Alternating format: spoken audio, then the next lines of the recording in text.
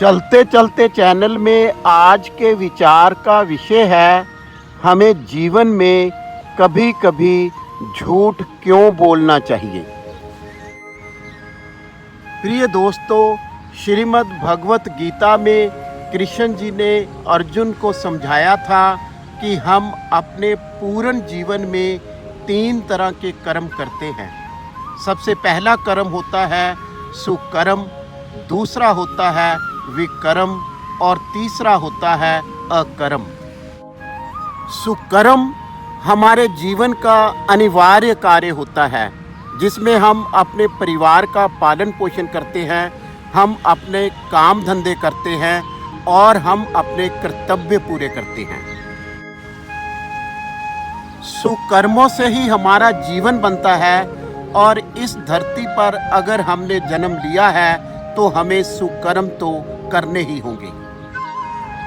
लेकिन विकर्म हमारे जीवन के लिए ज़रूरी नहीं है। इसमें हम अपनी वाणी से, अपने मन से, अपने विचारों से किसी को दुखी करते हैं, हम किसी से झूठ बोलते हैं, हम गुस्सा करते हैं, हम लड़ाई करते हैं, हम आंदोलन करते हैं। झूठ बोलना विकर्म का सबसे बड़ा उदाहरण है। लेकिन भगवान कृष्ण ने अर्जुन को समझाया था कि अगर धर्म की रक्षा करने के लिए झूठ जैसा विकर्म करना पड़ जाए तो हमें कर देना चाहिए। आचार्य द्रोणाचार्य के साथ झूठ बोलना था, उनको एक झूठा मैसेज देना था कि उनका बेटा अश्वत्थामा युद्ध में मर गया है, और यह विकर्म धर्मराज युधिष्ठिर से भगवान कृष्ण ने करवाया था। लेकिन प्रिय दोस्तों, इस झूठ से बहुत बड़ा कल्याण होने वाला था। इस झूठ में धर्म युद्ध में जीत होने वाली थी। सो मैं आज सुजेस्ट करना चाहता हूँ कि आधुनिक युग में भी कभी कभी अपने जीवन को सुंदर बनाने के लिए, अपने जीवन को निर्मल बनाने के लिए और इस संसार को सुंदर बनाने के लिए हमें कभी कभी झूठ का सहारा ले लेना चाहिए। पर मैं आपको चेतावनी देना चाहता हूँ कि यह एक ऐसा विकर्म है जो हम अपने जीवन में करते हैं, जिसके नतीजे हमें आगे चलकर भुगतने पड़ते हैं। तो इसलिए इस विकर्म को अपनी हैबिट कदापि ना बनाइए। मेरा सबसे पहला सुझाव बच्चों के लिए है।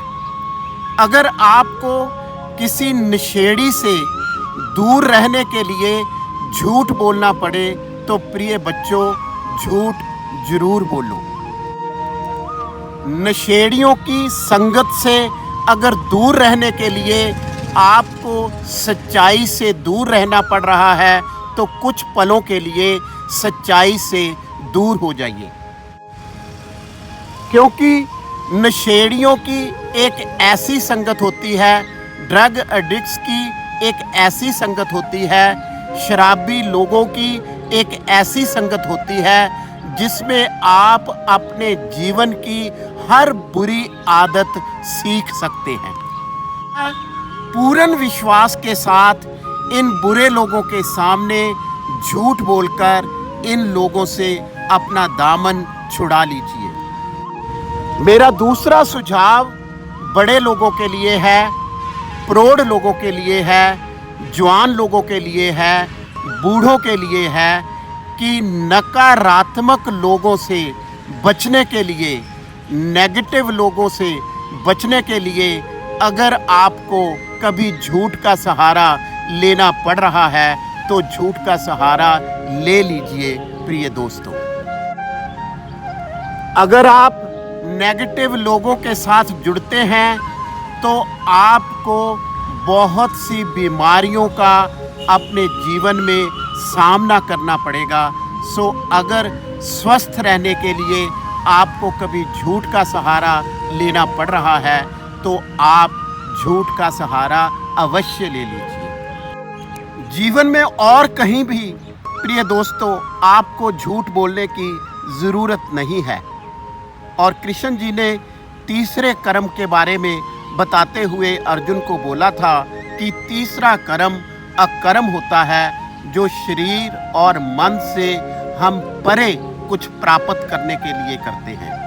हम शालीनता को हासिल करते हैं, हम पुण्य कामों में लगते हैं, हम पाप कर्मों से दूर रहते हैं, हम समाधि लगाते हैं, हम ज्ञान प्राप्त करते हैं और हम निर्वाण की प्राप्ति करते हैं, हम शाश्वत के दर्शन करते हैं। अतः अकर्म ध्यान के साथ ही हो सकता है। प्रिय दोस्तों, ध्यान एक सहज नींद होती है जो हमें अपने जीवन में अच्छी तरह से लेनी चाहिए, बल्कि दूसरी नींद तो एक अचेत ध्यान होता है। आइए आज इस विचार को पकड़े और अपने जीवन को आगे ले जाएं।